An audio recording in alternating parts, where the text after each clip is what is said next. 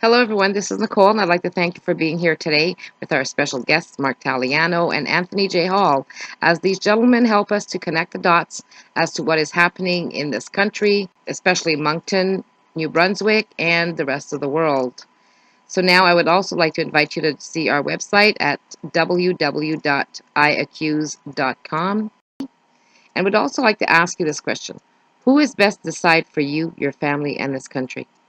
If that answer is you, then it's time to take back our power by removing final decision making authority out of all levels of governance through a true direct democracy by the people for the people.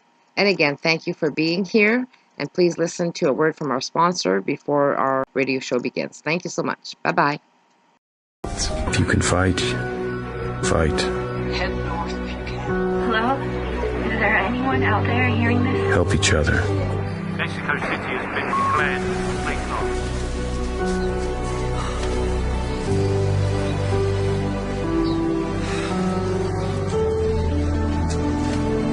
Be prepared for anything.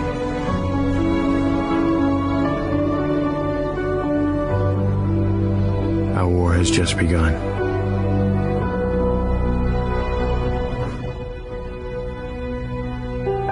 We are the hammers, and we are the nails. The world stands upon the precipice of total insanity, and we need you, and we hope you need us, bringing information, news, and as much truth as we can eke out before Mother Nature turns us to crumbs. Revolution Radio, freedomslips.com, working to become millions of voices singing in unison to bring the sanity back home. Hello, everybody, and welcome to Solutions Network with Gail Murray and Nicole. We have a really exciting show today. We have some guests, so you're not going to have to listen to just us. We have with us on the line right now Mark Taliano, who is a writer for the Huffington Post in Canada and has been recognized by Naomi Wolf for his article called "We Need to Ask Tough Questions About Moncton." And if you remember back a week or so ago, we actually spoke about Mark and his article. So we're really, really excited and really pleased to have him joining us, so we can talk more about it from his perspective and just let's ask the questions. That's the whole point, is let's ask the questions. Nicole, you're here. How are you? Yeah, I'm great. Thanks. And Mark, you're with us? Yes, I'm with you. I'm on speakerphone. Can you hear me? Yeah. Okay, so I'll stay on speaker as long as it's clear. If it's not clear, I'll put it on private. Okay, super. And And welcome, and thank you so much for joining us. Thanks. I'm pleased to be here. We're scheduled to have Tony Hall join us as well. I think he may be held up a little bit, so we'll just go ahead. Yeah, I'm talking to Tony right. Okay, Tony is contacting me, and I can't phone him. He wants me to phone him, but I can't because I'm on the phone. Would you like his number? Yeah, I got it. No problem. He did. Okay. So why don't you go ahead and just give us a little bit of your background in relation to the article and sort of what motivated you and that kind of thing, Mark, while I get Tony in. Okay, sure. Thank you. Well, a lot of this stemmed from work with, we're reading Naomi Wolf's books and interacting with Naomi Wolf on her Facebook page. She has a citizen journalist type page where she is encouraging people to ask important questions because we really can't really depend on the corporate media narrative for issues such as the Moncton shooting the way we could have in the past. And I wrote an article about that, and there's some good reasons why we need to ask questions now, whereas in the past we could have had more confidence in the corporate narrative. So we, and the states are having the same problem as well. So the criterion that she recommended, and I think they're very good criterion, she said that we and I agree with this, we must vet any news story that A, heightens fear and encourages populations to submit unquestionably to authority. This I'm quoting from her. It's from her Facebook. And B, rationalize boots on the ground. And she gives examples of Nigeria schoolgirls. She gives the example of Ukraine and Venezuela.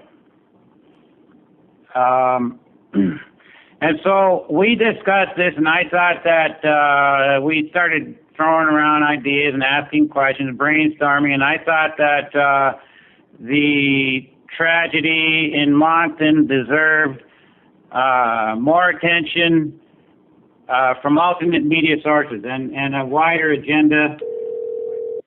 And I think that's Tony. Sorry. Just go ahead, Mark. Okay.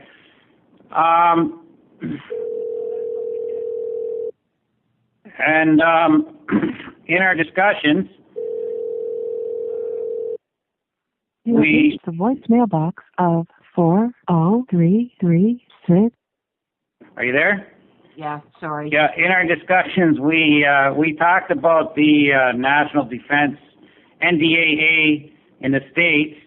I think it's National Defense Authority Act, which allows the U.S. government to use propaganda against its own citizens, which has always been the case with corporate media, especially with now our concentrated ownership of corporate media. It's in Canada as well. The messaging has been controlled because corporation members sit on boards of directors for various companies, including military, industrial complex companies, Lockheed Martin, and so on. But now it's even worse because the messaging, they can legally alter messaging on Facebook, social media, radio, TV, anywhere and anywhere, directed at us to serve their purposes. And the purposes of those who will create and direct that propaganda do not align with the public interest in many instances. And one example that is related to that would be the war in Iraq, and that's an issue now again, which caused about 1 million, and the death toll is ongoing, around 1 million deaths. Telling that lie it was intentional. They knew that it was a lie, and they used that lie for purposes, ulterior purposes, which was to wage illegal warfare. So it's our duty, the way I see it, it's our duty as citizens to ask these tough questions. And because like I said, the interests of corporations, we shouldn't conflate interests of corporations with the public interest. They're two different things.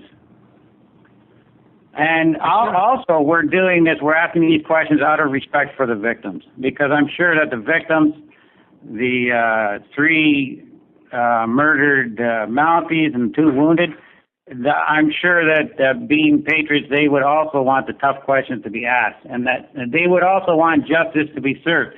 And they wouldn't want this. Hi, Mark. Hi, Tony? Yeah. Oh, great. I was getting nervous. I didn't know if you'd show up. I'll just finish my sentence. I didn't want this. I'm coming from my personal perspective. I didn't want this tragedy to be exploited for alternate interests.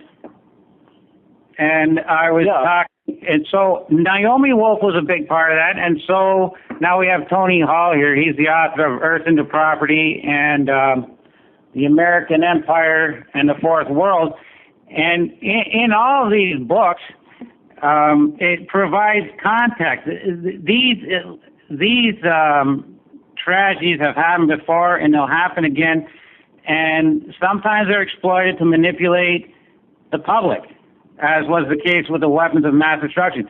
And in Tony's Bull with One Spoon series, he deals with these issues and amplifies these issues and provides context that sometimes we don't always have today. A lot of people are on the internet, but not everyone has the contextual awareness that they should maybe have, and therefore not everyone understands the importance of asking these questions.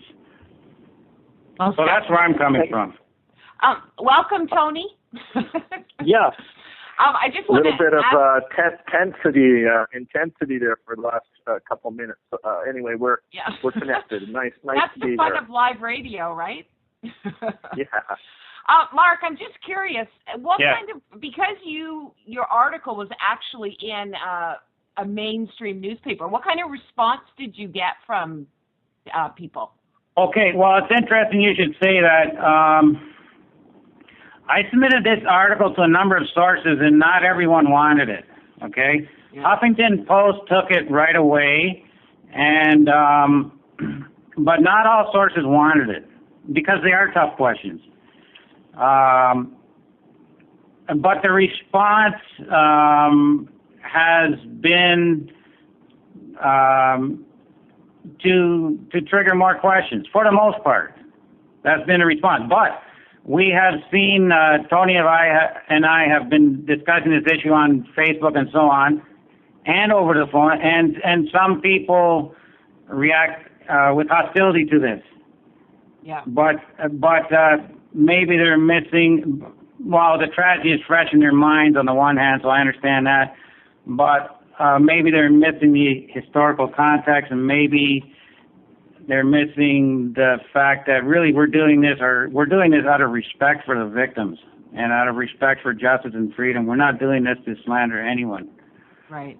Well, you know what? It's difficult for people to, I mean, there's a certain illusion bubble that we've all been living in that's, you know, we're at varying degrees of how much it's popped. And, you know, it's a scary thought to think that somebody would purposely do something like this or potentially purposely do something like this. Yes. And it's very difficult for people to think that way. And so the fear actually results in them lashing out. It's almost like that Stockholm syndrome. Yeah, like we're not saying that the narrative presented by the corporate media could be, that could be very true, but we're just asking questions. And you know what? It's so we're powerful. Not coming to conclusions because nobody is in a position to come to a conclusion. But people, for example, like Tony, people like Tony have a contextual awareness of these issues as far as they relate to the United States and throughout the world. And we shouldn't necessarily take this tragedy or interpret this tragedy in isolation either. Oh, for sure. Which some people maybe do, but everyone here, I think, is doing this out of respect for the victims and respect for justice. Yeah. I mean, our power, in a sense, is asking questions. Yes. I mean, we Could I are jump in able here? to do that. And that's nothing scares, you know, people that are trying to hide something more than being questioned. Yes. So welcome, Tony. Feel free to join the conversation. And Nicole, you've been quiet too. Yeah. Hello, Nicole. Yeah. Hi, everyone. Context.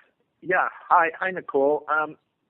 As I see it, the context of this, whether we're talking about the Moncton shooting or ISIS or the Boston Marathon matter or 9/11, all of these episodes take place after the demise of the Soviet Union in the late 1980s, early 1990s. The Soviet Union imploded. I mean, you had in the United States the permanent warfare economy.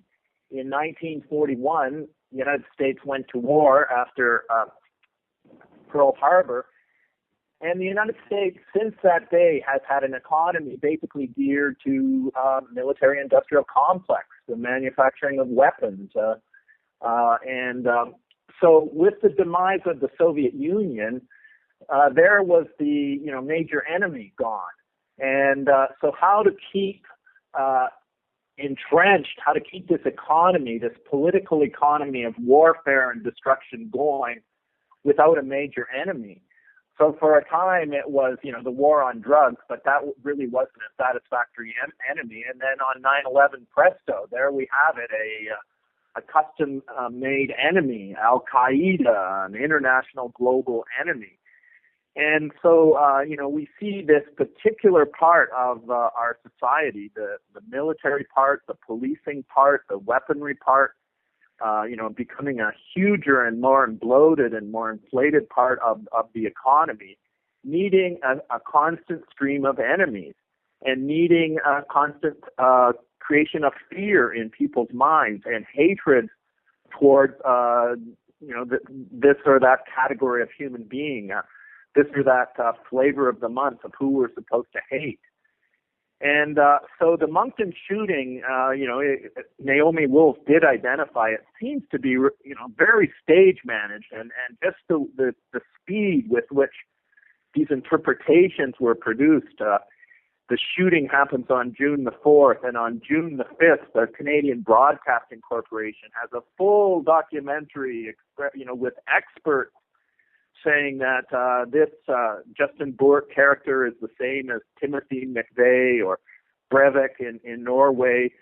Not a word about the fact that Daniel Levesque, Justin Bourke's friend, was seemingly murdered by RCMP, and then the RCMP exonerated themselves in police investigating police. Not a word on that. So, just like in 9/11 or the Kennedy assassination, immediately we're barraged with this full interpretation of what happened.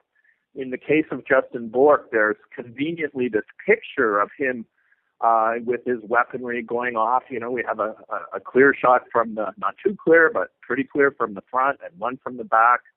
And, this is published all over the place, apparently disseminated by the RCMP. Rather than getting a decent response to the danger this man is said to have represented, it seems that all the energy was going in getting this picture out and getting this interpretation to create fear. So we're living in constantly being played and constantly the war machine and the police state is inventing enemies, I'd have to say. I mean, this ISIS or ISIL, the situation we're seeing in Iraq now, where suddenly this Sunni Muslim enemy just appears fully clad, and there's Israel standing off on the side. They're not saying intervene. I mean, we're being stage managed on that level. So why wouldn't we think that the same type of concocted psyops would take place in Canada, even if Justin Bourke was the shooter? I mean, how was he possibly played in the lead up to it? He was a cadet. He was involved in the military. Why we know from Patsy Williams, the retired RCMP officer, who blew the whistle on As It Happens radio in Canada and said, we're dumbfounded, the RCMP in Moncton, like there was such inappropriate response that the people on the telephone were not in any way experienced, and they were just sending out one individual after the next, seemingly to an execution style situation. What happened in those hours on June 4, when these lethal episodes were taking place? The news is, even within the Moncton RCMP, that there's no real explanation. Why was there such a breakdown of proper policing procedures? So it's kind of like in 9/11, we're told, well, there's a breakdown of intelligence, there's a massive breakdown, but nobody's held responsible, nobody gets fired. These patterns are just becoming too obvious, and in an era where the military and the policing apparatus want more and more traction, and bigger and bigger budgets, and more laws infringing upon our civil liberties and human rights, essentially, there's a need for a constant supply of these episodes to keep us in fear and to keep writing blank checks to the military and the police, and to keep these kind of so-called law and order governments in power, these right-wing governments that really don't respect the rule of law, but they speak about law and order. I hope we're going to talk about the RCMP and policing, especially with Native people. Let's remember that just a year prior to the Justin Bork story, the Moncton shooter story, the Moncton RCMP were involved in suppressing the anti-fracking campaign of Mi'kmaq people at Elsipogtog. Some of these people call themselves Mi'kmaq warriors. Is there any connection between those events that have in the background the fact that New Brunswick is owned by this natural resources company, Irving Oil? Is Irving Oil making a bid for some kind of special security arrangements for its various infrastructures involving Alberta bitumen, for example, and possibly sending bitumen across the country? What are the so-called national security state considerations taking place? Naomi Wolf speaks about the funding and the fact that there seems to be this pool of funding now for policing on both sides of the border, and that our policing and military structures are now integrated, and this has largely happened secretly. So, was this episode somehow connected to a plan to make this new system kick in? It looks awfully kind of American in the way it was handled. Yeah. Yeah, definitely. And I mean, that's the thing. We don't know because the questions are not being answered. I mean, yeah. Well, they're not even posed by our Main Street. We don't even get decent questions, let alone answers. Yeah, yeah. But there are things, yes, if I can interrupt a minute, there are things that we do know. For example, in Windsor, I believe they're repurposing military vehicles for the police, or at least one. I just saw that in the paper today or yesterday. And in the States, they have, according to Naomi Wolf, it started up now, a privatized SWAT teams. In other words, they are not accountable to anybody. Yeah. Which is based black water on the domestic front. Exactly. That's like an occupation force. So if this tragedy is exploited, if fear is exploited to create a militarized police force, which is not unlikely, then that does not serve the interests of Canadians, because a militarized police force does not serve the public interest. The police should be interacting with the public rather than being seen as opposing the public, or for that matter, opposing fracking protesters. And what if the rank and file RCMP, just the average RCMP in Moncton, what if they have been put in harm's way to serve some agenda made far above the level of the RCMP? It's hard to not notice that perhaps this vast ceremony of 10,000 red coat clad RCMP surrounding the Prime Minister, we're not too far from an election. Perhaps this sort of demonstration of the force of the police state, the type of society that Stephen Harper's Conservative Party, is putting forward as what we want, putting forward, privatized building up of jails and this kind of police culture. What if there is a political motivation that is being exploited. Do we know when the next election happens, we're not going to be seeing pictures of the Prime Minister surrounded by all these red-coated police officers? Do we know the source of the red coats? I mean, the red coats were designed to impress Indian people when the Northwest Mounted Police was created in the 1870s, to remind Indian people that in the War of 1812, the Redcoats had been allies of Indian people. The Siouan people, Sitting Bull, who came into what's now Alberta after the Battle of Little Bighorn and sort of was put under the wing of the RCMP of Walsh, in those days, the Sioux were saying, well, we fought with the British in the War of 1812. You should give us protection now. So these redcoats are meant to, the roots of the RCMP lie in bringing treaties and the rhetoric of the time was, British justice to Western Canada. Now the RCMP are kind of embodiments of the violation of treaties, of sort of Canadian aggression in Indian wars, because we really didn't have Indian wars in Canada except for the Riel affair in the 19th century. It's only starting in the 1970s at Anishinaabeg Park, at Oka in the Lubicon situation, at Kettle Point, where Dudley George was murdered, at the Mi'kmaq anti-fracking situations. We have kind of Indian wars now happening with the RCMP, showing contempt for the rule of law, not upholding treaties. Where is there any enforcement of this Aboriginal and treaty rights provision in the Constitution, these rights that are to be recognized and affirmed?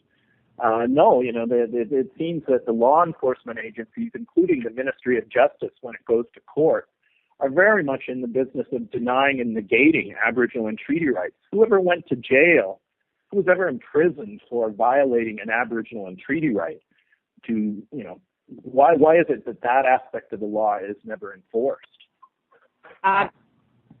There's one thing that I'd like to kind of jump in right now.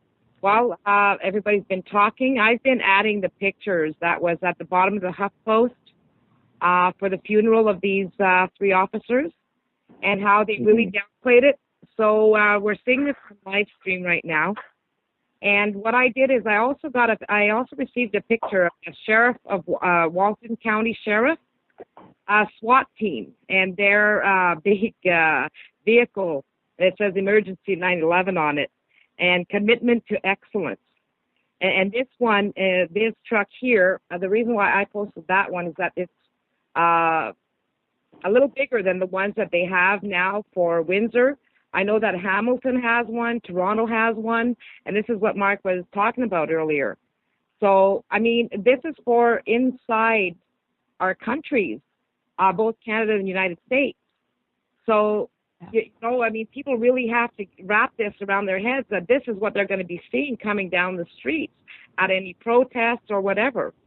So, to kind of come back to what happened in Moncton, while I was flipping these photos for people to see on live stream, you have children crying, you've got this big thing that they made out of this. And, Tony and Mark are right. It was really staged and like thrown together really fast, but almost like it was staged. You need preparation for this, and it was so kind of well thought out. It's almost like it had to have been thought out beforehand. Now, there's no way that we can find out the truth on any of this because we can't trust our politicians. And it is a tough subject because you have to ask the questions. Where's, what really happened? We don't know, and we will never know probably unless we look into it ourselves. And then when you're seeing these children on their knees and their parents and they're trying to console them over these three officers and what happened in Moncton, well, what about the people who are being poisoned with their water? How many deaths is this going to cause? What about the future of Canada? From the fracking, Exactly. From the fracking. There's a sentiment for all of this. This is the earth that we're talking about and our natural resources, that's a death in itself, and it's going to have a lot more consequences than, I mean, I'm not saying that 3 officers shot isn't sad, but all of this hoopla, and I don't want to sound insensitive here, but they're murdering this earth and everybody along with it because they're poisoning our waters. Well, if I can tie that in with what Tony was saying, the RCMP, they part of their job is to respect the Constitution, and as it relates to First Nations and treaty rights, and that is a big issue in New Brunswick where the tragedy occurred, and the perception, like if this tragedy is spun to make the police more militarized, then militarizing the police gives them the perception, and probably the reality is that they are the opposition. It's an oppositional force. It's confrontation. They are to lay down their version of the law. Well, that's not good policing. The RCMP should be working. The thrust of the RCMP endeavors should be to be working with the Canadian people to resolve this fracking issue, and the perception of having RCMP or Canadian police with military weaponry, it gives the wrong perception, really. Yeah. Well, let's remember. Go ahead, sorry. Yeah, so in theory, we still live in a society, although it's being challenged and broken down, but we still live in a society where the principle that people are innocent until proven guilty, that's a very important principle. But for some reason, Justin Bork or Lee Harvey Oswald or Osama bin Laden or people, when they're put up front, there's these trials by media. So I was seeing, for instance, Adrienne Arsenault's report on June 5th on the CBC, where she just essentially appoints herself judge and jury, decides what happened, why it happened, what the psychological motivation of the person were, and tries to poison the people of Canada's mind. So Justin Bork can never get a fair trial. Now, if we had a fair trial of Justin Bork, what about those pictures? Where did those pictures come from? We saw these witnesses who saw him walking off and made all these comments like he was on a mission. The 3 separate people come up with this phrase, he's on a mission. What do we know about the hours where these 3 RCMP are killed? Do we have any pictures of the confrontation happening? As far as I know, we don't have any pictures. What we do have is Patsy Williams saying, there was a breakdown of policing. It was like one individual after the next were sent to their execution. There wasn't somebody in charge with experience to say, if the story we were being told is true, to say, let's stop, let's regroup, and let's not put our individual RCMP members in harm's way. So what happened during those hours? It's hard to say, but do we know who was killed? What is the forensic evidence? The 3 who were killed, I read things on the internet that they were just recently sent in from elsewhere. I also read that they may have been all involved at Rexton, where 7 police cars were set on fire. Isn't it interesting that all these demonstrations now seem to have a ritual display of police cars being on fire, almost like they have propane tanks, and the camera just stays on them. Remember Toronto and the G8 situation there. So, really, what is the evidence? What do we know about really happened? About what really happened? What do we know about Justin Bork really? Why is this story to this day? There was some kind of explanation of it in Maclean's, but the fact that in Moncton, Daniel Levesque, a friend of Justin Bork, he was involved in some kind of altercation.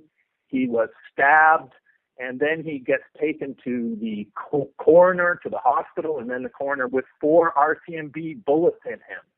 And the explanation of the Fredericton police who did the investigation is that the RCMP bullets didn't kill him because he was already dead. Well, what kind of investigation is that? What kind of travesty is that? Why aren't we having an investigation into police investigating police? Because, you know, more and more Canadians are being murdered across the country by police who seem to be unaccountable as this police state ethos rolls in. So, you know, if you just go back to the old-fashioned notion that Justin Bork hasn't been found guilty yet, you know, we haven't had a trial. All we had was a hysterical, you know, manufactured, concocted, appalling. You know, CBC should be going to court, I think, for professional malfeasance for that Adrian Arsenault report, which is, you know, psychological operation trying to poison people's brains to give an explanation of an event before there's been really any explanation of the facts of the event. And then we get the massive funeral and this massive display. I know when I asked the question, you know, is this a moment of national grieving, or is this a moment where we're unveiling the national police state, Canada's police state? You know, some people didn't like that question. They found that question provocative. But, you know, I when I saw those lineups of, you know, as far as the eye could see, police, then you think of, you know, the hours when Justin Bork is said to have been at large, you know, armed and at large, free. And so that Thursday after the Wednesday shooting, you know, we see all these images of armored personnel carriers of a military type situation happening in Moncton, New Brunswick. Are these pictures to get us used to? You know, this is the new image of our urban centers, that we just have, you know, occupation forces, police occupation forces, just on a routine basis, going around and investigating people. Is this what we're being prepared for? No, this police state agenda, you know, there are so many people who are onto it, and it's just not acceptable to have our agencies like the Canadian Broadcasting Corporation, which we supposedly own, so unaccountable to the public, just engaging in propaganda and, you know, warmongering lies around the clock. I mean, talk about getting upset with conspiracy theories. You know, we have state broadcaster pushing conspiracy theories at us morning, noon, and night. And, you know, where is some respect for the truth or old-fashioned principles that were hard-won over many generations, like innocent until proven guilty? Yeah. Can I just add, too, going back to the funeral event, one of the things that really stood out to me was that the one officer had a canine. And so throughout you know, there's a number of shots of the dog walking beside the officer that's holding the officer that was killed, his hat. And Danny, you know, the dog. Oh, is that what his name was? His name was Danny. You know, he was kind of the star of the piece. Well, and you know, from pretty much stage managed like a sitcom you'd see out of Hollywood or something. Well, and exactly, and so what's interesting is the psychological effect, because everybody gets really upset, and so they should, when animals are harmed in any way. So you're talking about the whole, you know, all of these RCMP and how it's, you know, one of their brothers was murdered, and so that's emotionally affecting people. And then the dog comes in, and this poor dog now, his owner is dead. And so people start to relate emotionally to that. And it kind of takes, I think, from a psychological perspective, takes away any questions that you're saying, that you're asking right now. Yes, because there's been this feeling of being sorry for the RCMP, and they do, they protect us, and this poor dog, and oh my God, that guy had a family, and this poor dog, and that sort of thing. So while ushering in the police state potentially, they're ushering it in where you have a certain place in your heart for these people because of the tragedy. Well, I'm glad you mentioned that, because that ties in with theory argued by Naomi Klein, the shock doctrine. When people have experienced shock, real or manufactured, shocked by a real or manufactured event, that's the time to undemocratically roll in changes to legislation under the radar. When people are still in shock over this tragedy. So some business people might be thinking, now let's push for police industrial complex, for armaments. And that's what we would like to avoid, because that's not the answer. Yeah, definitely. Because a lot of people are in shock over this, and it's created a whole lot of fear. And as Naomi Wolf said, fear is very lucrative. Yeah. Well, it traumatizes you, right? Yes. And so and it's interesting because I've read Sandy Hook that didn't happen as it was kind of made out to be, but now it doesn't matter because the trauma's already taken place. So interesting. They have all of that emotional stuff already. And even you could say, oh, okay, thank goodness it didn't really, those kids weren't killed, or there wasn't children killed. But the trauma is already affecting you. So even though you maybe are able to just acknowledge it, okay, phew, good, it's not like that, you've already been affected emotionally from the trauma. And like you said, what has come into place since that, in that, whatever, was it a year, I think, before it kind of came out that it wasn't as it appeared to be? And how much potentially oppressive legislation rolled out during that time period when people were in shock. Yeah. And so we really need to pay close attention to this. And think of how the Patriot Act, was all written up. It was just, all these things were just wheeled out, all prepared. Just like this sort of massive funeral was just sort of wheeled out, all prepared. I consider Naomi Klein a friend and a colleague, and great admiration for her work and her, her conscientiousness and grit. But on the question of the shock doctrine, what was the biggest shock of all? The biggest shock of all was 9/11. And, I'd have to say Naomi takes a bit of a pass where she says, well, it was an intelligence failure.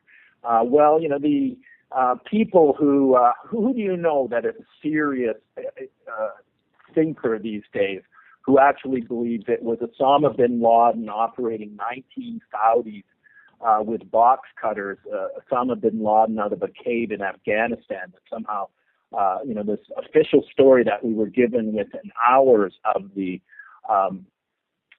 debacle on 9/11,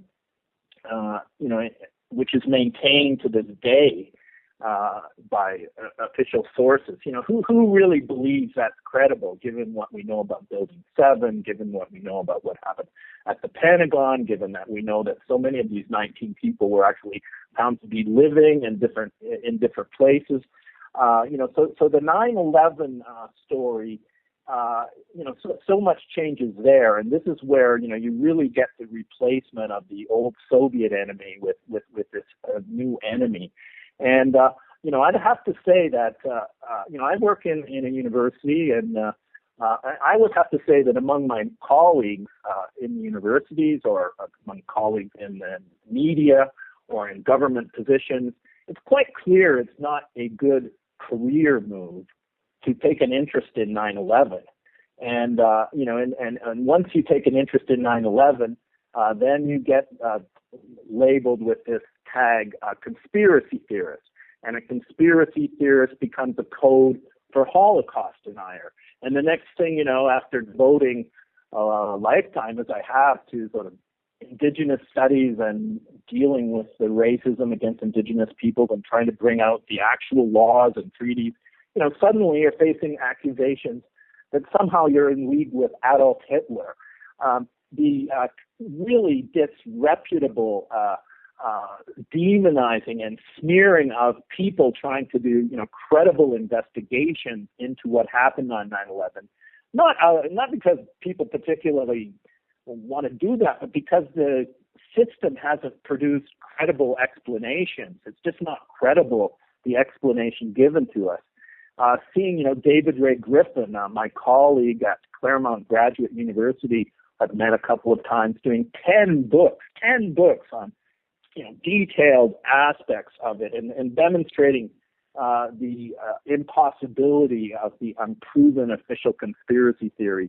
So there is this kind of sickness in the land, this kind of failure to deal with, the latest round of all of this militarism and never-ending warfare and police state, keep claiming more and more of the turf and keep pounding us into submission with these stories to inculcate fear.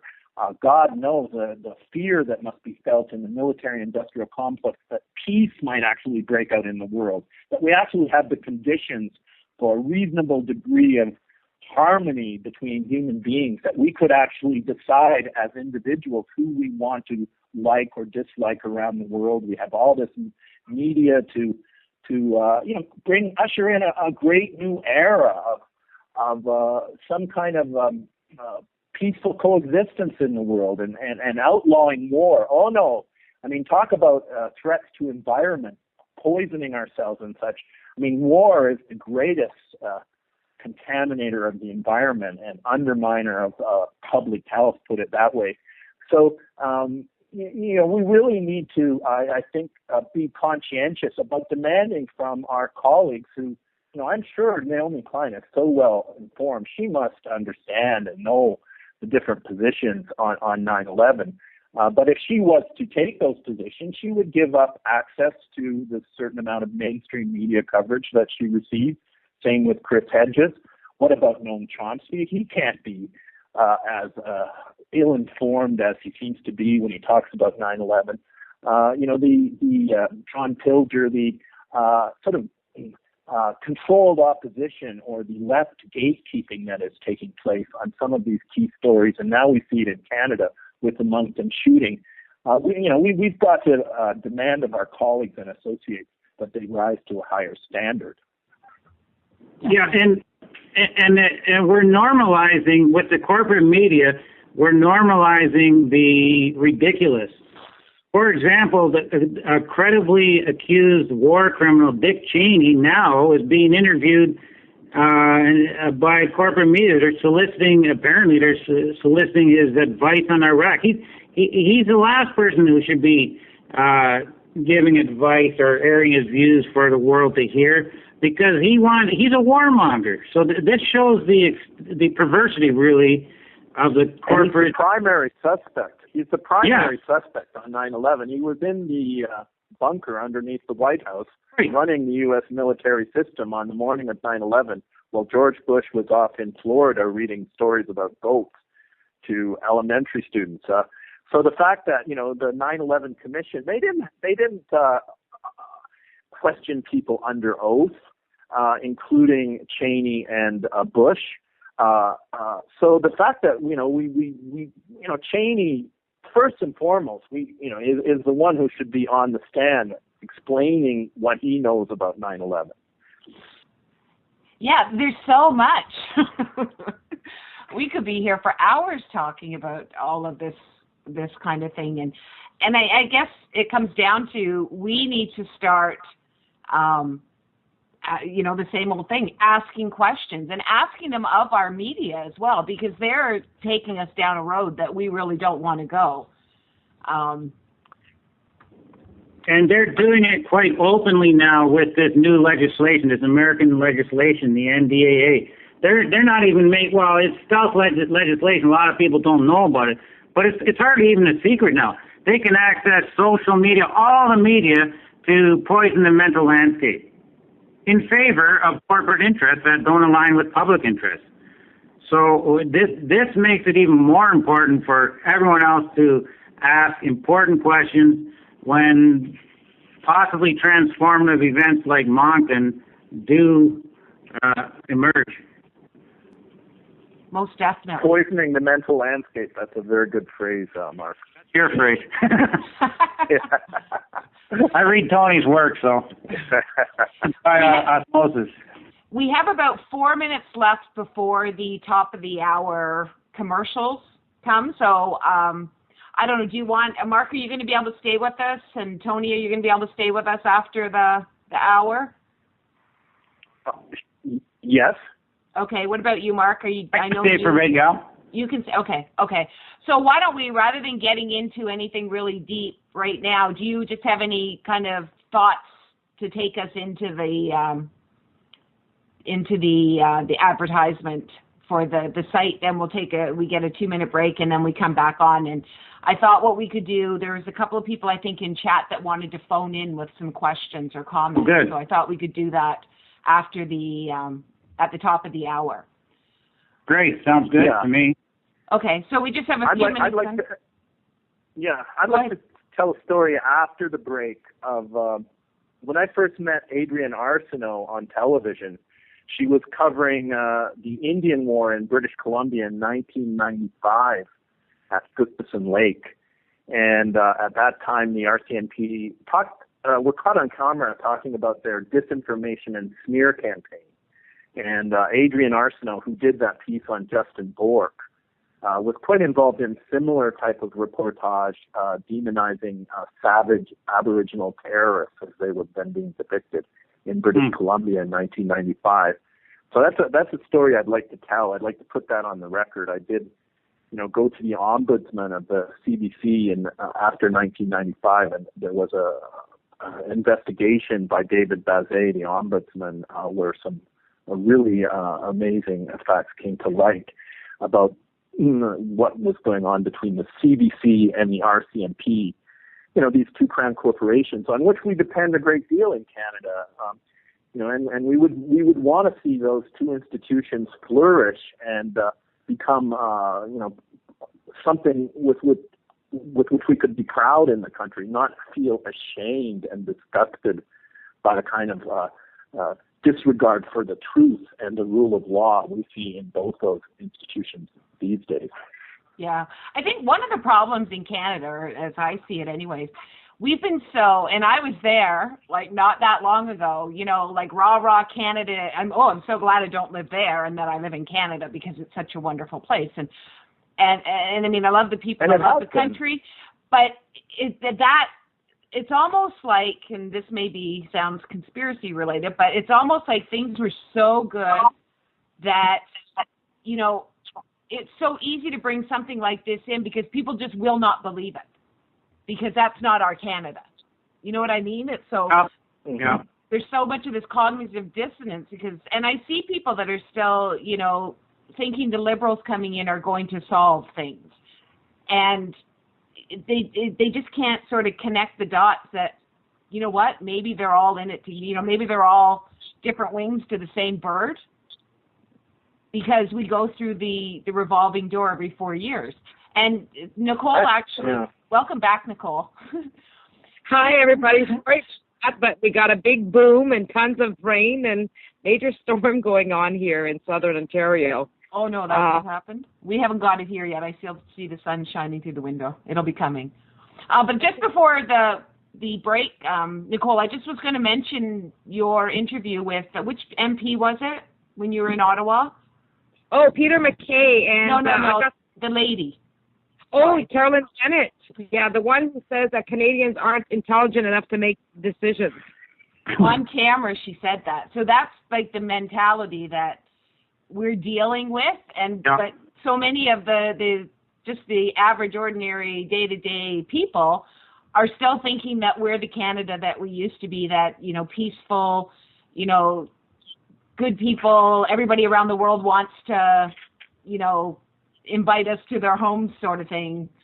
And it just has created, I think, a huge wall for people of not belief, not being able to believe that we have changed so much. I mean, Harper warned us, but who believed him? Well, that's very true. And it's like toxic cycles of gullibility followed by cynicism. That comes from another source. But I mean, maybe we're too gullible sometimes. We're good people, but maybe we're too gullible because we are living in a different time now. Too trusting. That's right. Okay, our break is coming up, so we have about, I think it's 2 minutes, and then we'll be back. We'll hear your story, Tony. We'll take some calls. Mark, get some more input. Nicole. And so we'll see you in a few minutes. Okay. Thanks. Hello, this is Nicole. Please visit our site at i-accuse1c.com. Thank you so much.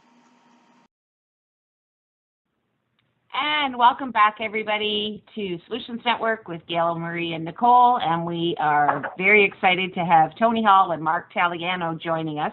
Just before we get started, I just have a little bit of business I need to do, and then we can get back to our discussion. From the radio station, as of Friday, the station began hosting its summer auction of 2014. If you'd like more details on the auction, you can go to www.ourfreedomnetwork.com/index.cfm. And all items will include U.S. shipping in the price. Any items available from outside of the U.S. will cost more.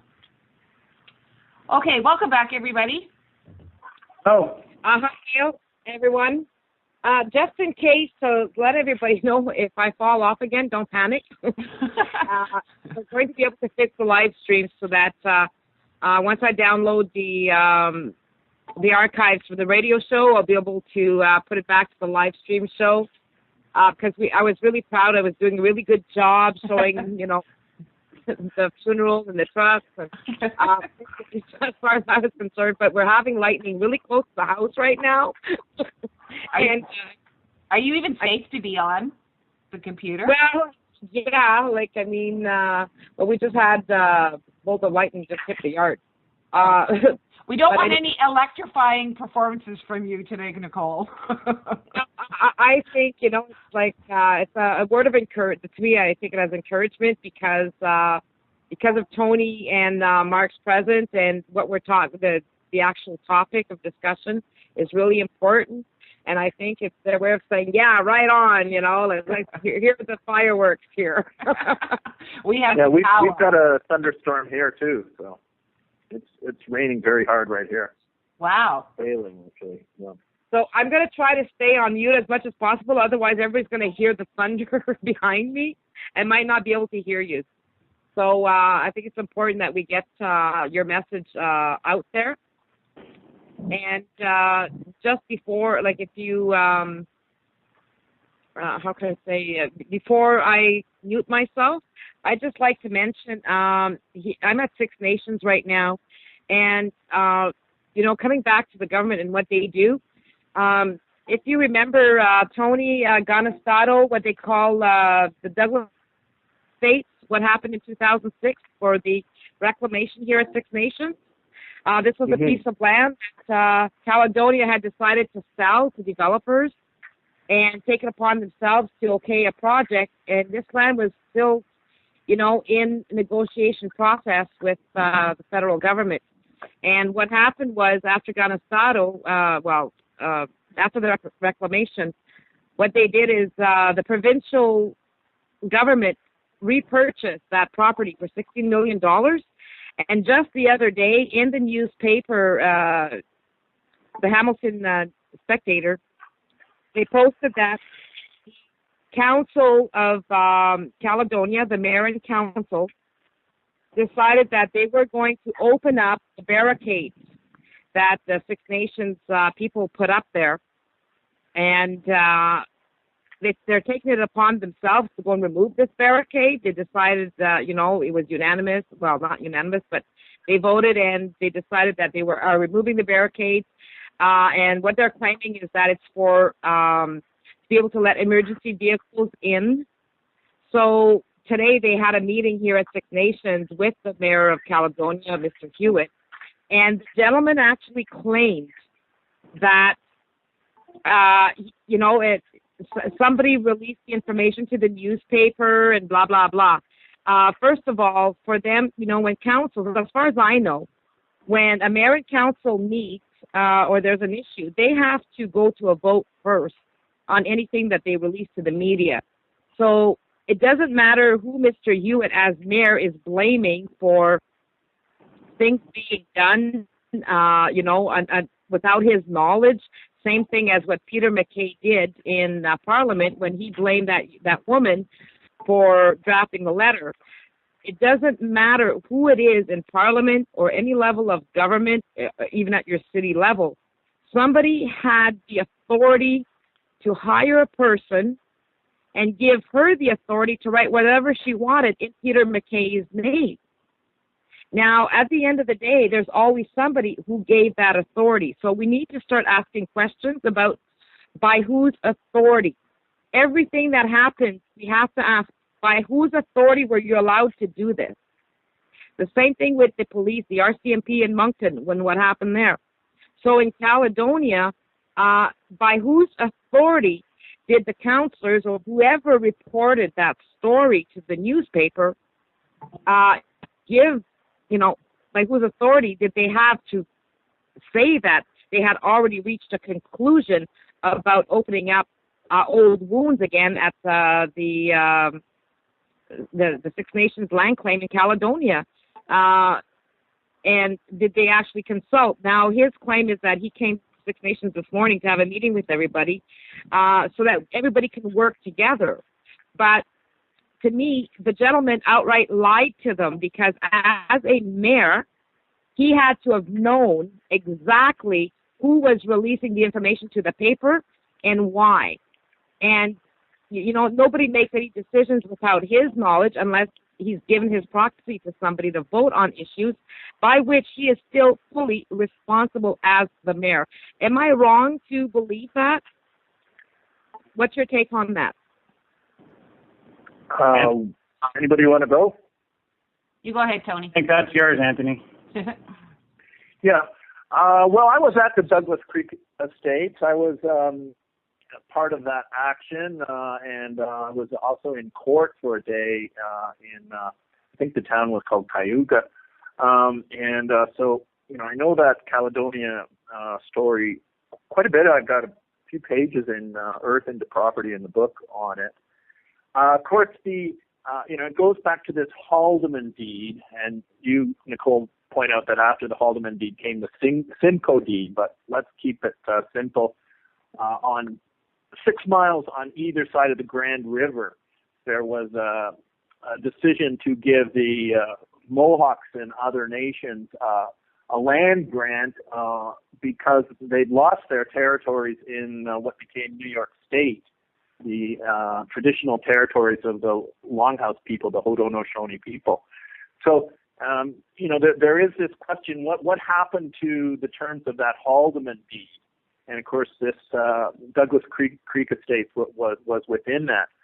This gets to, the issue of what about law enforcement when it comes to enforcing the rights and titles of Indigenous peoples? Or, say, what about law enforcement when it comes to the missing and murdered Aboriginal women?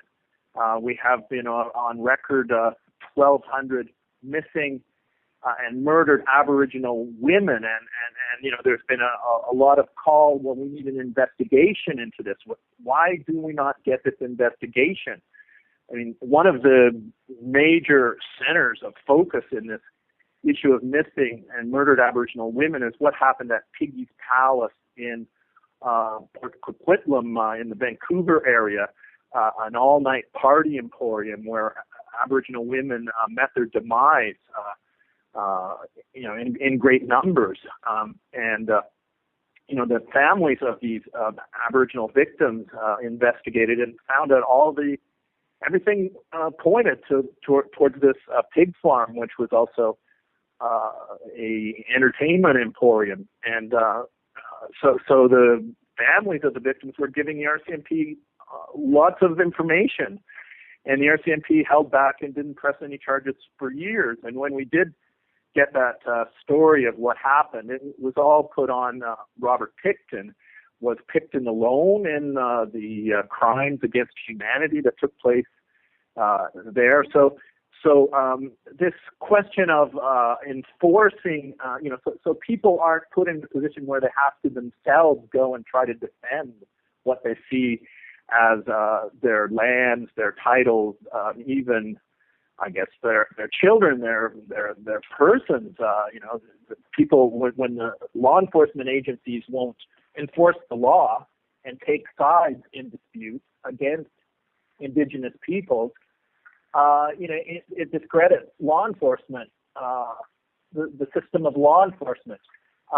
So this takes me, if it's okay, I'll go into this BC episode in 1995, in which I became fairly involved. I wrote something in the Globe and Mail about it, and there was an Indian war in the Gustafson Lake area, near 100 Mile House in the interior of British Columbia.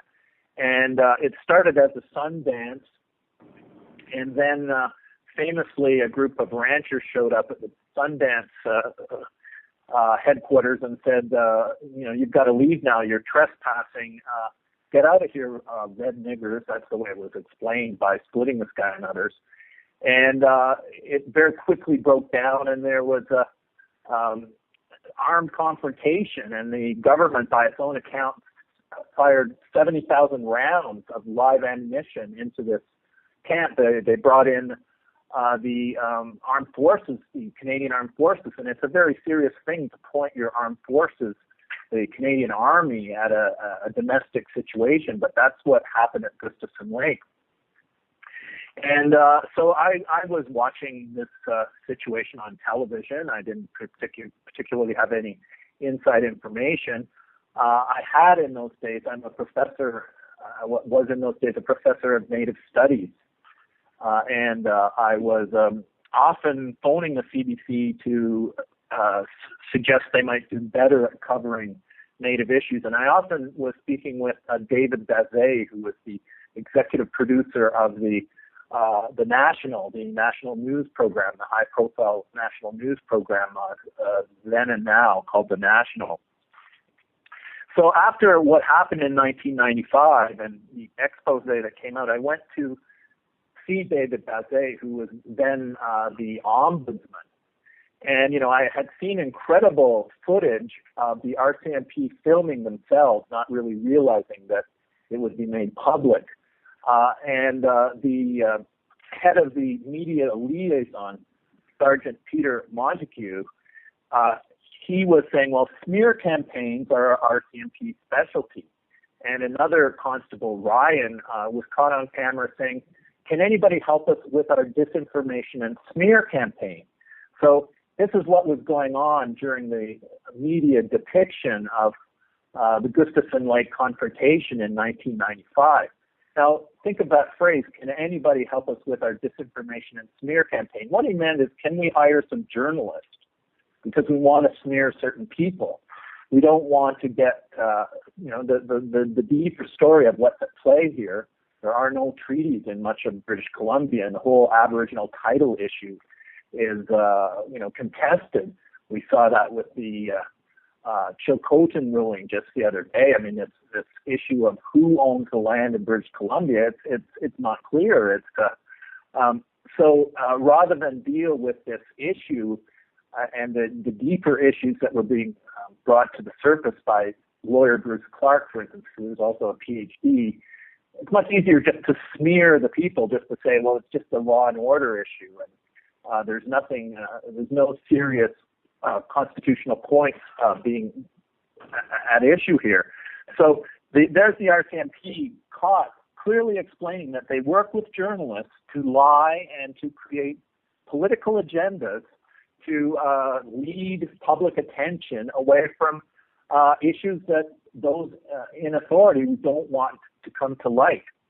So David Bazet, I brought this information to the ombudsman of the CBC, who I somewhat new, and I visited him in his office. And he said, although I was executive producer of The National when the story in 1995 was unfolding, and I'm kind of in a conflict of interest, I'll do my best to do an investigation. And the person who was covering the story for the CBC was a young reporter by the name of Adrian Arsenault, the same person who did the report on June the 5th on Justin Bourque, a very intense bit of media work where I've never seen this before. They cite experts. They don't give any names. They cited experts in a field called extremism. And then these experts go on to say, give this psychological analysis of who Bourque is, of, what his priorities are, how dangerous he is.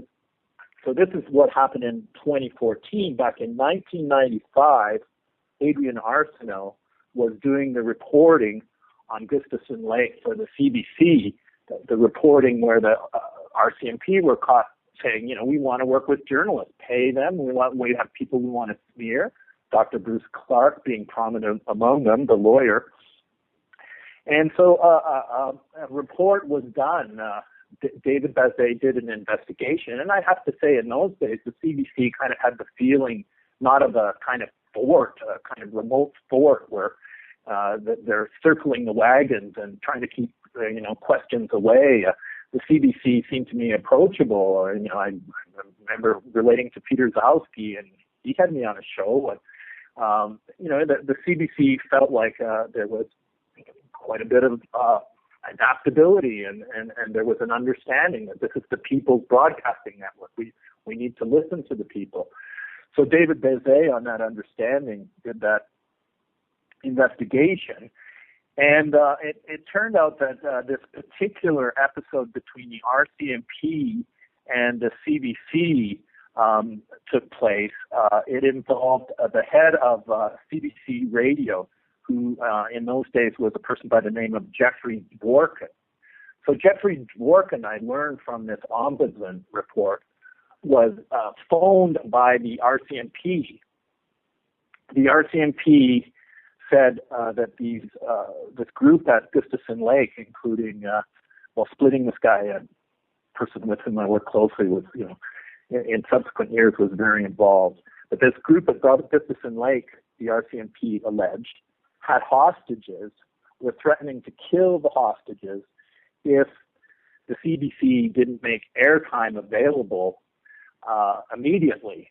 So Dworkin essentially had a knife to his throat by the RCMP, said, if you don't give us airtime, people are going to die, and it's going to be on your watch. You're going to be responsible. So Dworkin explained that without knowing the facts of the matter, he trusted the RCMP. The RCMP took the airtime and had a chief that they had chosen to give a propaganda message. And so Dworkin investigated himself subsequently and found that this was a complete concoction, that the RCMP had commandeered airtime by lying about this hostage issue. And we're seeking to turn public opinion against the group at Gustafson Lake. And if there was going to be a bloodbath, to make sure that that the audience was sort of prepared for that eventuality, if it came to that they would identify with the RCMP's side of the story. So this wasn't reported at the time. I was quite surprised when to get this ombudsman report with this startling information that the RCMP had lied in 1995 to the CBC, had accused a group of holding hostages and about to commit murder, pretty serious type of lie, in order to get airtime. They'd gotten the airtime, and it wasn't really reported. And so to see Adrian Arsenault involved in this earlier in 1995, this episode, which is now on record with the RCMP promoting its, quote, disinformation and smear campaign, and see her in 2014 doing this smear job on Bourque. so there's no possibility of Bork getting a fair trial, or the trial being a forum where information that should be brought to light will be brought to light. It's more likely to be a kangaroo court and a media spectacle, which violates the most important principles of our Canadian democracy. So I wanted to thank you for the time to discuss what I learned in 1995 and the light it shed on what I saw on June the 5th when I saw this smear job on Justin Bork, this trial by media, this hysterical trial by media, put to Canadians in a way to prevent the kind of fair process, due process that we should expect. But for some reason, even I have to say, left gatekeepers just don't want to. It's awkward to raise these kind of questions in the light of the apparent deaths of these 3 RCMP officers. But now is the time we need to be asking questions. Is this and the way this plays out could very much determine whether Stephen Harper gets back into government. Well, yes, it's not going to be a perfect solution to elect Justin Trudeau. Interesting that Justin Bork and Justin Trudeau have the same name, isn't it? But let's also realize that the only way to get Harper out is through electing Justin Trudeau, who isn't going to snap his fingers and make everything that is wrong immediately right. But Justin Trudeau does embody a kind of picture of Canadian sovereignty, which we've lost. I mean, Canada used to be a somewhat sovereign country. We're now, a colony of, I'd have to say, Israel. Remember Stephen Harper going to the Knesset and the way he conducted himself, supplicated himself, him singing to the Jewish Defense Fund in Toronto in that band. This was not seemly behavior on the part of a prime minister. This was, abject groveling. And I guess that's how he perceives to be his main political base. And maybe he perceives to be the RCMP as another one of his political bases. And, maybe all of this is a very systematic lead up into the next federal election. Right. Okay, we have a caller. Hello, caller. Hi, how are you? Good, thanks. Can I get a name? Bruce. Hi, Bruce. How are you doing today? Good, thank you. Yourself? Good, thank you. Welcome to the show. Did you have a question or a comment? Yeah, I just wanted to add my perspective on this too, as you were talking earlier about the Mountie funeral and the growing police state that Canada is becoming. We hear a lot about it in the U.S., but it's much more muted in Canada. But it's really kind of omnipresent, and in some ways more vociferous than even the United States. Now, I don't know if you recognize from my area code, but I'm calling from Toronto, and just today, the officer who shot Sammy Yadam on the streetcar. I don't know if you guys saw the YouTube video for that. Did you? Mm-hmm. Yeah. Mm-hmm. The 18-year-old kid who got shot 13 times for holding a folding knife that, probably couldn't have punctured cardboard. So the officer being charged did this big mock-up piece in the Toronto Sun today. Michelle Mandel did it, and, talk about, I have my opinions about Adrienne Arsenault. She's just a hack of a journalist, but I mean, at least we're talking about her as a journalist. When you go over to the Sun media here in Canada, it's just a joke. But nonetheless, Michelle Mandel did this story and, how this guy just wants to have his side told. Now, I mean, what side is there to tell? Not only is he guilty of murdering that kid, the other 12 officers who stood and watched him do it should be charged as accessories.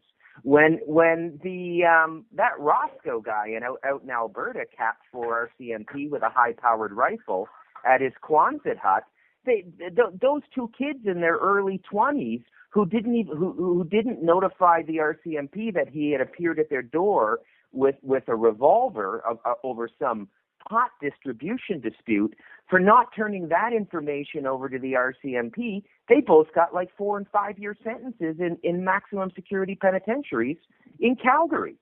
And we've got 12 cops sitting around watching an execution. Somebody's got some microphone problems going on there, or a bag of Cheetos just opened or something. But anyways, yeah, we've got a dozen officers sitting around watching an execution. You know, by the way, I am personal friends with the fellow who took that video that went viral. So he's been interviewed about a dozen times by the police now, and there's tremendous pressure on him to move a certain way when he's called for his testimony. And they completely control the system. I had a Serbian friend. He's very, very well-traveled, multimillionaire, came here about 15 years ago. He lives in Canada now, but he lived in the U.S., and this is the way he put it. He said, Bruce, in Canada and America are both corrupt, but at least in the U.S., you can buy justice. If you have the money for the lawyer, if you have the $250 set aside for some kind of charge that might see you do 2 or 3 years, you can buy a defense in the U.S. He said in Canada, it's so corrupt, it's just mind-boggling. Anyways, that's my 2 cents, you know, and I have friends on the SIU as well. There's only 12 full-time officers. That's, I don't know, I'm not sure where you guys are geographically, if you're in Ontario or not, but the SIU is the Special Investigations Unit, and they handle all severe injury and death at the hands of police. And their success rate is about 0.05% conviction rate. And it's just a joke. Whereas if you look at the Ontario provincial courts at the statutory level, their prosecutorial success rate is 97%. Yeah. How can two policing and enforcement divisions of two policing outfits, the SIU and the police services in Ontario, and they're both using the same Crown Prosecutor's Office, how can one have a 0.05% success rate and the other a 97? The whole thing is a joke. And, you know, we're just so bloody apathetic in this country. And I don't know what it is. I don't know what creates this apathy. I used to think maybe it's because we're a northern climate. I don't think the Finns are apathetic. I don't think Norway is apathetic. So I don't think Russia is apathetic. So it's not a northern thing. There's just, something, Carrie Cassidy recently did a tour in Canada about 4 weeks ago, and she was in Ottawa and Montreal and parts of southwestern Ontario. And on her whistleblower radio show a few weeks ago, she spent about 5 minutes talking about it, and she said, basically, I'm paraphrasing, but she said, not quite sure what's going on up there in Canada, but they've really got a freaky energy going on in that country. It's like, I think we're all in fear. Yeah. I think nobody, and I think you can get done in much more easily in Canada than you can in the U.S. Now, we don't think that watching the headlines coming out of the U.S. We think it's the Wild West down there. I mean, I lived and worked in the U.S. for 3 years as a contractor. I lived in New York. I lived in New Jersey. I lived in Michigan. And I'm telling you, there's just something, wrong with Canada. And I'd say it started to go south around 88 when Mulroney brought free trade in. And then that's when I started to get a sense that things weren't quite right. I'm 47 now, and I have a journalism degree, so I've always been an astute world observer and media observer. So 88 is when it really kind of started to slide. And then I had my first inkling that it was a full-blown police state in 94 when they had that pepper spraying incident in Victoria with the Simon Fraser graduate students for the dignity and face of his Emperor Suharto, visiting the Asia-Pacific Economic Conference in Vancouver, refused to visit and attend the conference if any signs were shown defaming him. So they sent out the RCMP and they pepper sprayed. Do you guys remember that? Well, I remember that one of the people involved centrally, remember Terry Molesky was involved, Craig Jones. Yeah. Craig Jones, and they're in the push to get Occupy out of Vancouver, the art gallery there. I noticed that Craig Jones was the Crown prosecutor, arguing against the right of people to assembly. So, Craig Jones might be exemplary of, the betrayal of Canadian progressive influences. And you're speaking very eloquently, caller. I really enjoy the analysis. Thank you. Well, look, I mean, I did a 3-year volunteer stint with AIDWIC as well, the Association in Defense of the Wrongfully Convicted. And I can tell you, on a per capita basis, we have more wrongful convictions in Canada than they do in the U.S. And think about the lack of convictions. For instance, the Senate scandal. So, we get Corporal Horton investigating, coming up with an 80-page document. We clearly have a bribe taking place, $90,000 that just sort of appears and is, yes. If I may, I was born and raised in Ottawa, and I've lived in Toronto for the last 25 years. I came out here to go to Ryerson and stayed. But if I may comment on that, first of all, the amounts we're talking about are so negligible, it's a joke, $90,000. When you compare it to the Liberal sponsorship scandal, when Chrétien and Martin were in, that was hundreds of millions of dollars, okay? Now, my take on this is as follows. I don't know where you guys are geographically, but I'll give you the family compact perspective on Canada. The Francophones at the level of the Federal Civil Service and the RCMP run this country. They took over in the 80s under official bilingualism when access to information was finally passed in Canada. People got a hold of the official legislation concerning the documentation concerning official bilingualism, and it was defined as French is your mother tongue, and you learned English. So literally everybody from my generation, I was born in the mid-'60s, everyone I know from high school, everyone I know from Ottawa, everyone I grew up with, we're all in Toronto now because the Francophones took over the Federal Civil Service. So when you apply that to the Senate scandal, and this is going to run contrary to the thesis of your show, but I didn't really get a chance to give any thesis with all due respect. I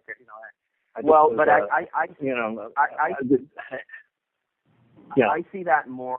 I see that more as the Francophone cartel getting fed up with this Western Canadian government. Okay, if I can be so bold, I don't see it that way. Like, okay, it's only $90,000. The corruption is astronomical. Bigger amounts of money are involved in that in other situations. But it was so close to the Prime Minister. It was right in the Prime Minister's office. It was the person closest to the Prime Minister. And we've never had an explanation. And the whole explanation that somehow Nigel Wright was acting totally on his own, when on another level it seems we've had some report that he seemed to have approval from the Prime Minister for paying this bribe. So my point is, this is one of many, many cases where we don't get law enforcement at highest level. We only get law enforcement on the street level. It's only poor people. The laws don't apply at the higher level. Yeah. It's above the law. Nobody is held accountable for the disinformation and smear campaign of the RCMP in 1995, or the election fraud, which was much, much beyond Pierre Poutine. And, I've written about that. I mean, you have Annette Desgarnier, the RNG call operator, in Thunder Bay, saying, yes, we were getting directions to send people away from the polling booth, and people, the operators in RNG were, discussing it and were appalled by it. She went to the RCMP. She went, to Elections Canada. She went to the RCMP. And of course, the RCMP don't uphold the law. This particular RCMP in 2006, the Zaccardelli, the commissioner, went into politics, went into the campaign, made an accusation about Ralph Goodell being under investigation, the Liberal economics minister, and just through the election, just cynically went political. So the RCMP is no longer credible as a law enforcement agency. It is a political enforcement agency. And, that is, you don't have democracies in places where the police become adjuncts of the dominant political forces to enforce their political agendas. And, the Moncton case is interesting because could it be that the RCMP have actually been put in harm's way by this political direction of policing, at the highest level? So, there's all of these double standards where, the case of the Daniel Levesque, Daniel Johnson, who wrote about it in Media Co-op, he said that the bullet was in the back of the head, that he was on his knees and shot from the back of his head. He compared it to Ian Bush. And, and apparently, many Canadians are just dying, like how you started the call. They're involved in something. It may not be totally on the up and up, but next thing you know, they're dead, or they're completely innocent. And the tasered Polish man in the Vancouver airport, and on and on and on, and all the lies that are told, through official venues. I can interrupt for a sec. To tie in with that, Tony, another complication is recent legislation in the states with which is the Integrated Cross-Border Law Enforcement Operations Act, which, and I just read it here, essentially allows U.S. police to enter Canada with equal empowerment to enforce acts of Parliament as the RCMP. The Act also allows intelligence sharing, and it exempts U.S. police from Canadian laws. So this also complicates issues and impacts the justice and the serving of justice. And it fits tie in with the Moncton case. Yeah. Sir, go ahead. Yeah. Well, and then, what is law? What is the meaning of law anymore when you have these, trans-Pacific partnerships, all of these treaties being made at the highest level in secret, these treaties that overpower and negate domestic law, the kind of banal, old-fashioned law like we have in our parliaments and legislatures. We have these policing agreements, these military cooperation agreements, NATO operating, all behind the scenes, and supposedly on the basis of law, but it's not a kind of law that we recognize. And what corporate media narrative is beginning about Ukraine, for example, just as another example of how the corporate media narrative is at odds with what may be happening. Oh, I think that's the caller. Or you were going to come in, caller? Yeah, I was going to say that seems pretty self-evident. But both Peter Mansbridge and what's that eloquent Newfoundland soliloquist Rex Murphy. who's on?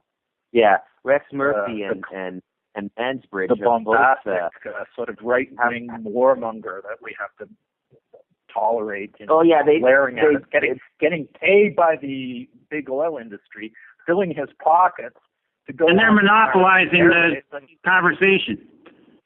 Yeah, and so we have this conversation, but why can't we have this conversation on As It Happens? It's our airwaves, it's our public broadcast corporation, and I'm tired of this circle the wagons and just bring in Rex Murphy to lie and to advance the agenda of his paymasters.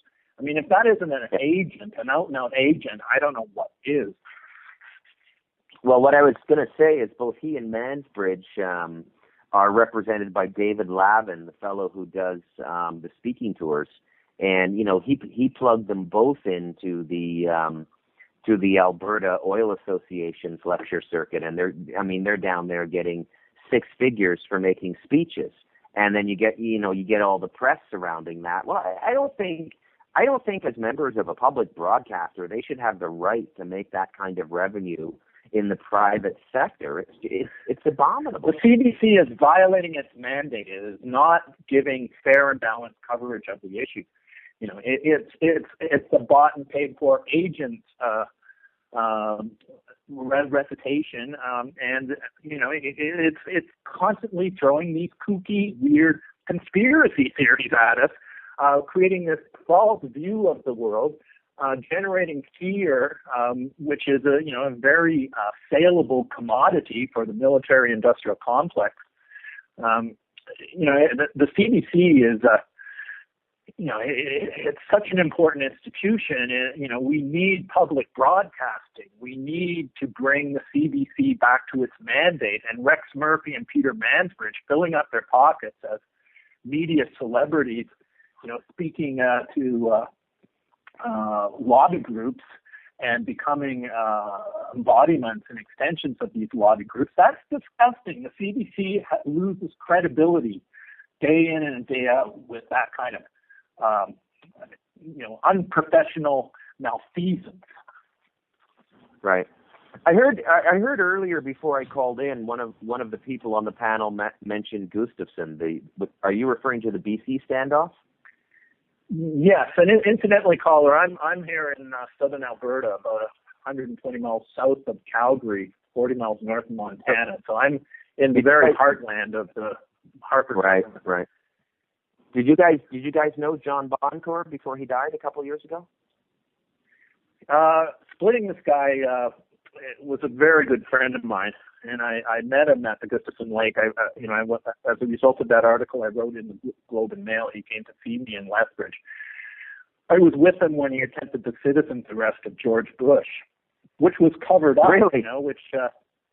Man, it was really interesting to see close up how the CBC just would not cover that story. And, there was a plant.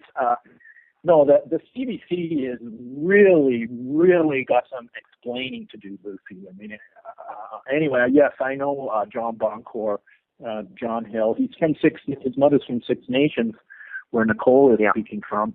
And, that effort where he attempted a citizen's arrest, then Cynthia McKinney came into Calgary, and Ramsey Clark, the former Attorney General, came into Calgary. Ramsey Clark, the former Attorney General of the United States, he was going to be interviewed on CBC, the local show. They canceled the former Attorney General of the United States about an hour before. No, the CBC is not an honest shooter these days. No way. Yeah. Now, can I just ask something? I have a number of people on my Facebook feed that talk about the CBC a lot and are really upset with the cuts that are happening and hating on Harper as a result of that.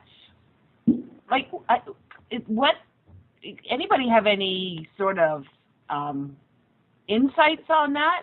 Because if the CBC is not an arm's length relationship with the government. I mean, the Prime Minister of Canada appoints the president of the CBC, whose name is Lacroix, and is its name Morrison? The Friends of Canadian Broadcasting. He came right out and said recently that the CBC is acting more and more like a state broadcaster, not a public broadcaster.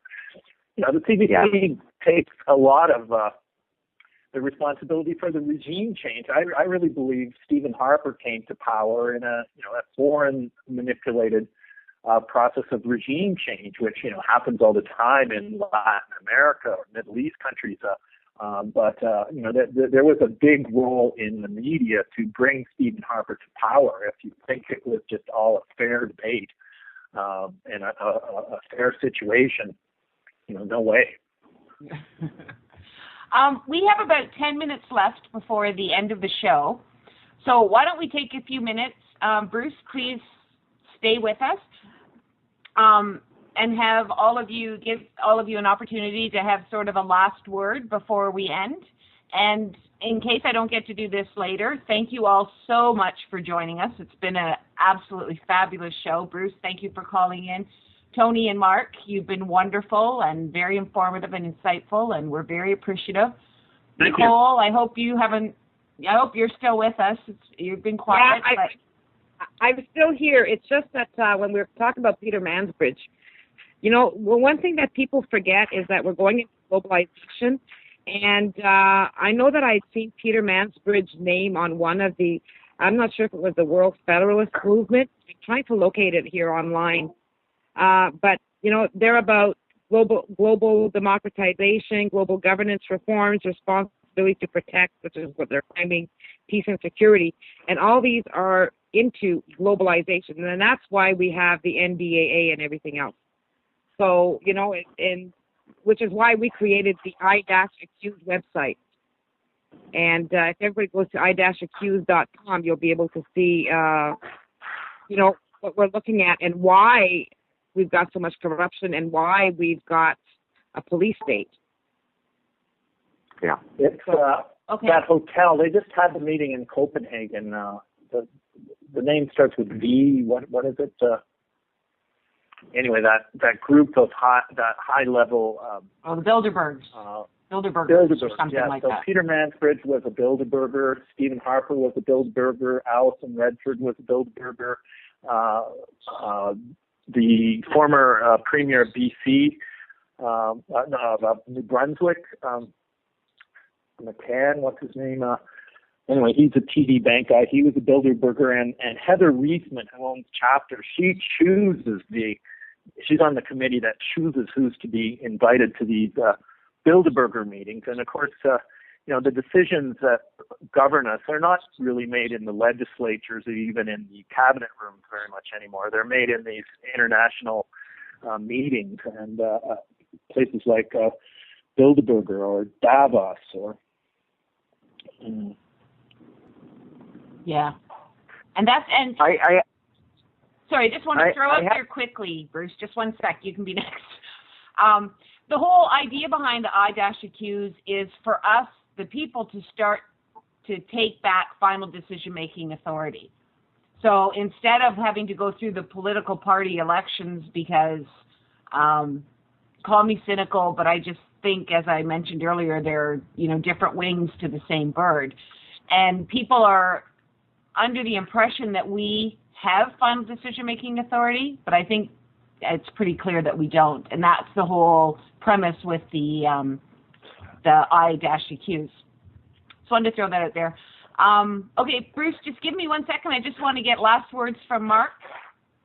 Do you have anything, Mark? Well, yeah, it's been an excellent conversation, and I've learned a lot, which is always good. And we need more Canadians engaging in conversations like this. And we're not. It's hard for that to happen with the corporate media that we have now. And as a last point, I'm just hoping that justice is served and that this tragedy in Moncton is not spun by the media. It's not exploited for agendas that will not serve the public interest, and I fear that may happen if we are not vigilant. So thank you very much for the opportunity to join your conversation. Thank you. Hopefully we can Thanks, do it Mark, again. Bruce, did you have something you wanted to? Yeah, I'm going to give you my perspective on Jason Burke and Moncton. I don't think that was any kind of psyop. Justin? I think that's a guy. Sorry, Justin. Thank you. Yeah, same as our soon-to-be Prime Minister. I don't think that was a psyop of any sort. I think that was a guy who just went out and killed 3 cops. And I don't mean to sound cryptic, but I think it's going to start happening a lot more often, both in the U.S. and Canada. And and I'm not advocating this. I'm not saying that we need a violent response to the violence being perpetrated on us. I'm just saying that people who can't reason it out and call in and talk about it the way we talk about it, there's just going to be a violent response because it's so unnatural what's happening. And when you violate natural law and the natural flow of things to this degree, you get violent response. Now, when you look at the U.S., the thing that happened in Vegas, and I think that a lot of those things are in fact psyops, including the Boston Marathon.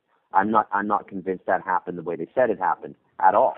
But I think Bork is really a guy who went out and shot 3 cops, just like Roscoe out in Alberta was a guy who shot 4 cops. And so it's unfortunate that it has to come to this, and that, you know, the police don't realize that they're being used, you know, and really, I mean, most of them don't understand the law. They break the law more than anybody else, the cops. I mean, 99% of warrants are executed now are executed at a home dwelling. You're not allowed to go to a home dwelling unless you have a 7.1 warrant out of the criminal code. It has to be signed off by a judge. There's everything. I want to have a little bit of time to address what you just said there, Bruce. You know, in this era of the global war on terror, you know, there are people who are preoccupied with violence. There are people who may, you know, Muslim people who might generically hate Christian people or Westerners. But in the current environment we're in, those individuals who are mentally destabilized or hostile and aggressive and armed and violent, these are assets. These people are identified, and they become assets, and they become used to create these episodes that the system needs to continue to ramp up the militarism and the police state tactics. So, you know, Justin Bork, what do we know? I mean, he was in the cadets. How do we know he wasn't played in some way? You know, maybe the crime did unfold somewhat the way we've been told, but there's other factors. You know, maybe you know, he was encouraged to do this. Or I'm not saying that I know the story, but it's fair game to ask questions. We have this darkness around what actually happened during the hours where the 5 RCMP officers were killed or wounded.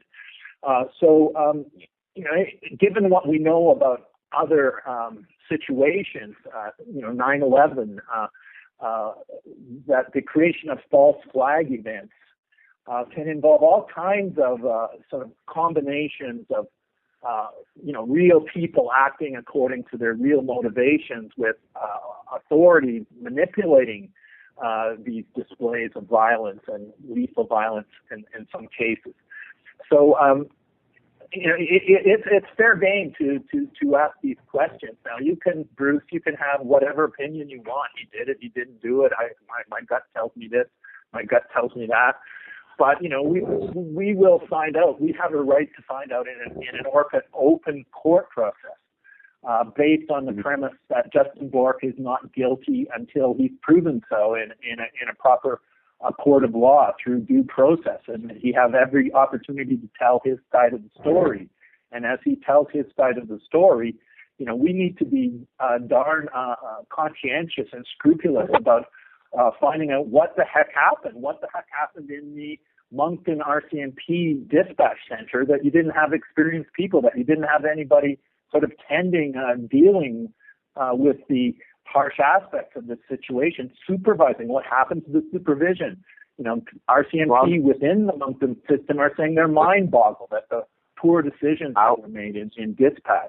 Justin, may I cut in, please? I'll give you that.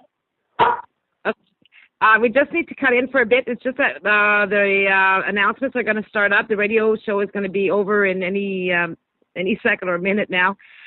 Would we be able to ask you if you're interested in continuing this next week? Because I think we're on to something here, and it would be a lot of fun, I think, for the listeners to hear, you know, other things that can be said in this conversation, because it's very important.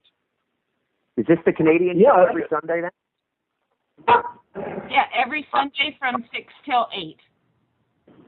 Well, it'd be interesting if we could perhaps entice Naomi Wolf to join the conversation. Yes, yes, that would be awesome. Very interesting. She has a lot of interesting insights.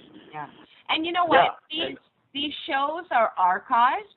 I mean, there's no reason that we can't pass it around, send it to the media. You know, like, this is what we need to be talking about, that sort of thing. And I just wanted to make a point just quickly before we go in relation to the Moncton thing. It's not so much that whether it was, a guy that took out 3 RCMP or whether there was something more sinister related to it. The point is that the questions are not being answered. Questions are being asked and not answered, and that's where the issue is. And that goes right across society with the justice system, the banks, everything like that. So anyways, thank you so much to everybody. It's been great. Thank you. Can you... Thanks, Mark. Thanks, Bruce. Thanks, Nicole. Thanks, Gail. Bruce, can we get your contact details? Maybe will you email me at blackman.gale@gmail.com? I can't. I didn't get that. I'll put it in the chat. Okay, thanks, everybody. See you next week. Thank you. Hey. See you. Bye. Thanks, Tony. Thanks, everyone. Thanks. Thank you, everyone, for joining our show. And please stay tuned. Sunday, July 6th, from 6 to 8 p.m., we will have Mark, Tony, and Bruce back again, along with myself and Gail Marie. Thank you. Enjoy. There is no good and evil. There is only power, and those too weak to seek it. This is the people's war. It is our war. We are the fighters. Fight it then. Fight it with all that is in us. And may God defend the right.